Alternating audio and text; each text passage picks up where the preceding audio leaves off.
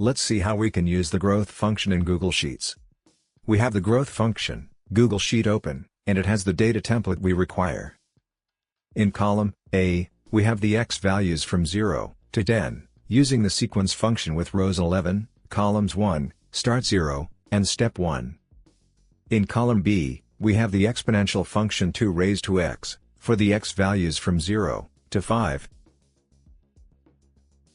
Using the pow function, with base 2, and exponent, a, to 2, a, 7, since the exponent is an array, we have used an array formula over this. The exponent, a, to 2, a, 7 corresponds to the x values 0 to 5. In column C, we want the forecasted exponential function 2 raised to x, for x values from 6 to 10, which are given in the a, 8 to a, 12 range. We want these forecasted values in the C8 to C12 range. In column D, we have the exponential function 3 into 2 raised to x, that is, 3 into 2 to the power of x, for the x values from 0 to 5. These values are basically 3 times the values given in the B2 to B7 range, so we get these values using the same formula as we have in the B2 cell, only we have multiplied it by 3.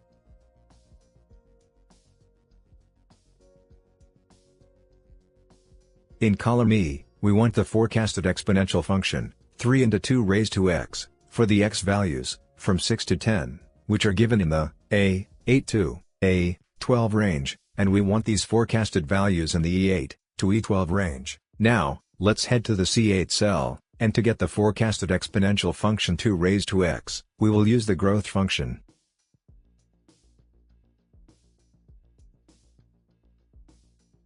Which fits points to exponential growth trend.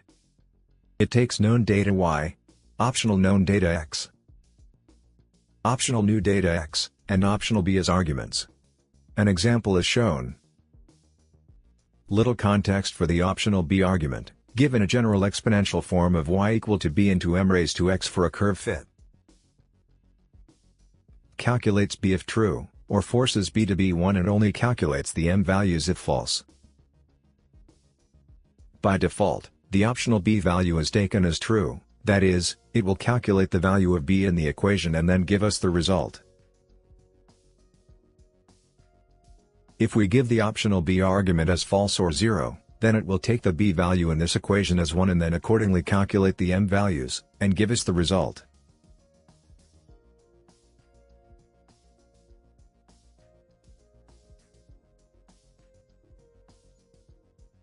For our case, we will write equal to growth, known data y is, the exponential function 2 raised to x we already have, that is the B2 to B7 range. Now, since we want to copy the formula in the C8 cell to the E8 cell, and this B2 to B7 known data y, should change to D2 to D7 range, so we will not lock the B column, but let's lock the 2 to 7.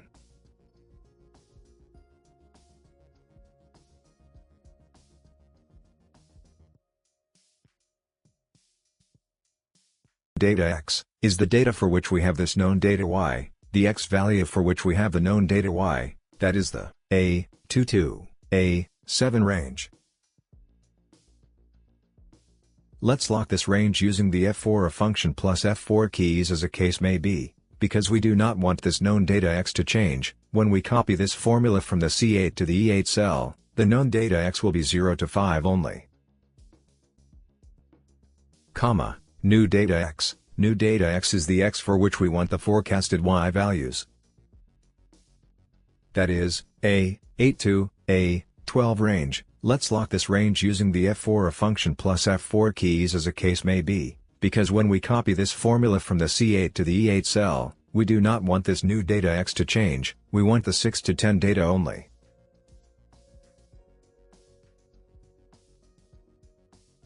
For now, let's not give the optional b argument. By default it will be taken as true, and b value will be calculated.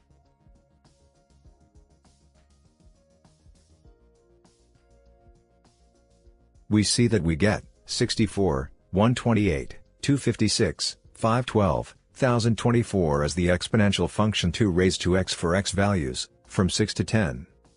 Now, in our case, since the function was already of the form 1 into 2 raised to x, even if we had given the value for optional b argument as false or 0, it would have taken the b value as 1 and given the same results.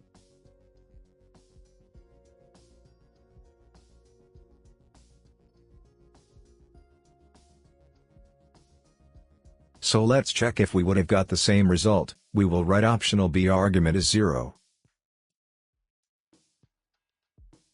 And we get the same result as when we had not given the optional b argument. Let's remove this optional b argument.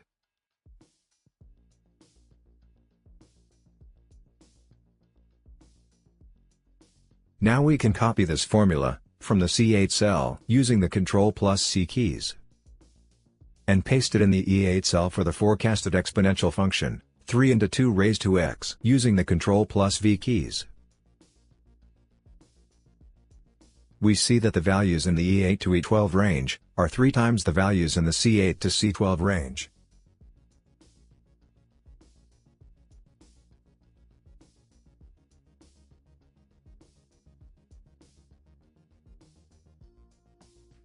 In the E8 cell, if we had given the optional b argument as false or 0, this would have changed the result, because the b value in the equation is not 1 but 3. If we write the optional b argument as 0, we will get a different result which is wrong. Let's remove the optional b argument.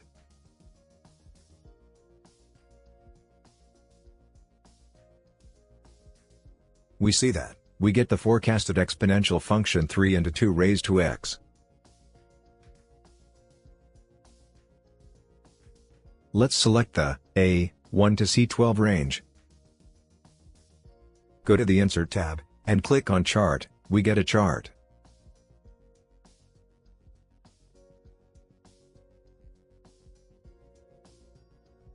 A line chart. The chart shows the exponential function 2 raised to x, the actual exponential function, what we have given, and the forecasted exponential function 2 raised to x, which we got using the growth function. Let's head to the Customize tab. In that we will go to the series. Instead of Apply to All Series, we will select the forecasted exponential function 2 raised to x, and in the line dash type, we will select dashed, so we see that the actual exponential function 2 raised to x, where we have given the values, is a solid line, but the forecasted exponential function 2 raised to x, which we got using the growth function, is dashed.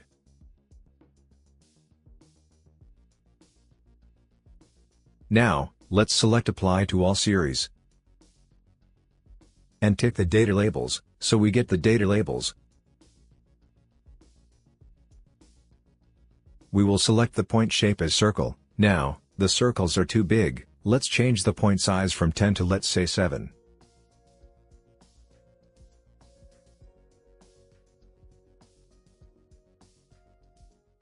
Let's head to the chart and axis titles.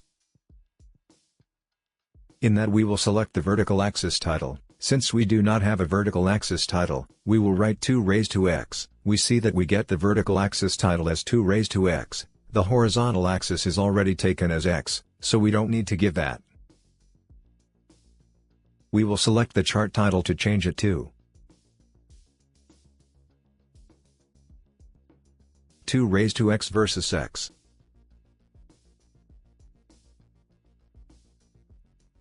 So we get the chart title as 2 raised to x versus x. Let's center align this chart title.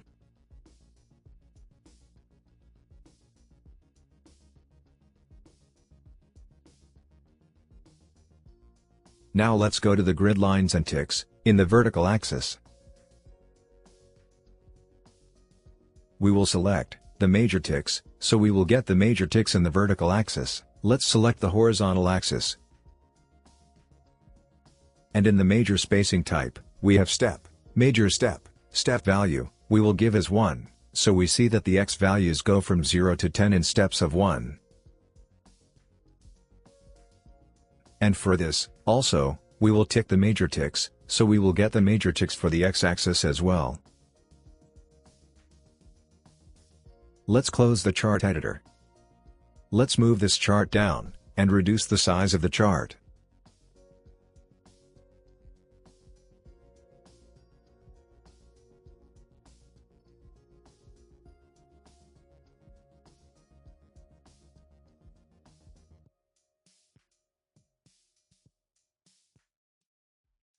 Now let's select the A1 to A12 range, and using the Control key, select the D1 to E12 range. Again, let's head to Insert, click Chart. We will get a line chart for the exponential function 3 into 2 raised to x, and the forecasted exponential function 3 into 2 raised to x series. Let's move this chart a little. Let's reduce the size of the chart.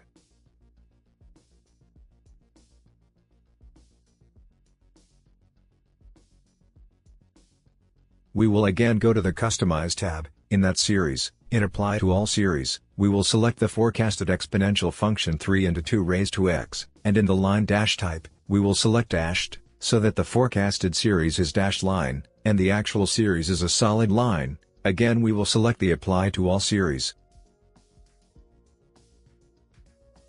Go down and tick the data labels. We will get the data labels.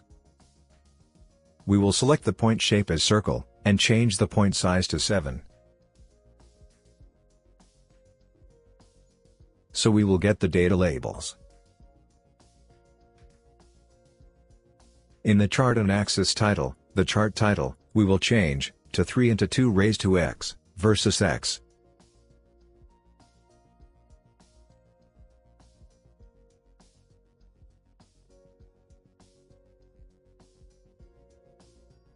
Let's center align this chart title, so we get the chart title as 3 into 2 raised to x versus x. Let's select the vertical axis title, and give the vertical axis title as 3 into 2 raised to x, so we see that we get the vertical axis title as 3 into 2 raised to x. The horizontal axis title is x. Let's go to the grid lines and ticks. For the horizontal axis, major spacing type, step, major step value, we will give as 1. So that the x values go from 0 to 10 in steps of 1, and we will tick the major ticks. So, we will get the major ticks for the x-axis. We will then select the vertical axis. For the vertical axis, again, we will tick the major ticks. We will get the major ticks for the vertical axis, or the y-axis. Let's close the chart editor. So we get the forecasted exponential function for 2 raised to x, as well as the forecasted exponential function for 3 into 2 raised to x, using the growth function.